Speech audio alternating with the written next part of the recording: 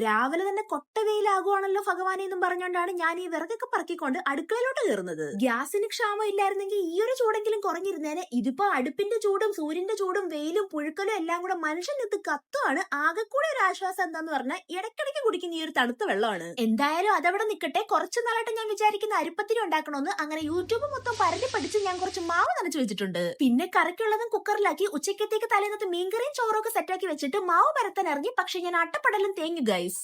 ഇനി നമുക്ക് ഇടിയപ്പം ഉണ്ടാക്കാം, അതായിരിക്കും നല്ലത്. നിങ്ങളിപ്പോ എന്നെ കാണുമ്പോ ഞാൻ ചിരിക്കുന്നുണ്ടെങ്കിലും 10 പാളിപ്പോയ ക്ഷീണത്തിൽ ഡിപ്രഷൻ അടിച്ച് ഇടിയപ്പം പിച്ചാൻ വേണ്ടി ഞാൻ പിന്നെ ഏട്ടനെ വിളിച്ചു വരുത്തി. പോരാത്തതിന് കറിയായിട്ടുണ്ടാക്കി വെജിറ്റബിൾ സ്റ്റൂവിനകത്തോട്ട് 2 മുട്ടയും കൂടെ പുഴുങ്ങിയിട്ട് എന്റെ വിഷം അങ്ങ് തീർത്തു. അല്ല പിന്നെ അപ്പോഴേ ഇതാ ഈ ഒരു ബാത്റൂം ക്ലീനർ കണ്ടോ, ഇതിന്റെ നീളം നമുക്ക് ഇങ്ങനെ അഡ്ജസ്റ്റ് ചെയ്ത് ലോക്ക് ചെയ്ത് വെക്കാൻ പറ്റും. അത് മാത്രമല്ല ഫ്ലെക്സിബിൾ ആയിട്ടുള്ള 2 ബ്രഷും ഒരു വൈപ്പറും ഇതിലുണ്ട്. അപ്പൊ പിന്നെ ബാത്റൂമിന്റെ തറയും മൂലയൊന്നും നമുക്ക് ഇരുന്നും കിടന്നൊന്നും വൃത്തിയാക്കേണ്ട ആവശ്യമില്ല. നല്ല യൂസ്ഫുൾ പ്രൊഡക്റ്റ് ആണ്. ലിങ്ക് ഞാൻ ടാഗ് ചെയ്ത് കൊടുത്തേക്കാൻ, ചെക്ക് ചെയ്ത് നോക്കിക്കോ. അപ്പൊ ബൈ.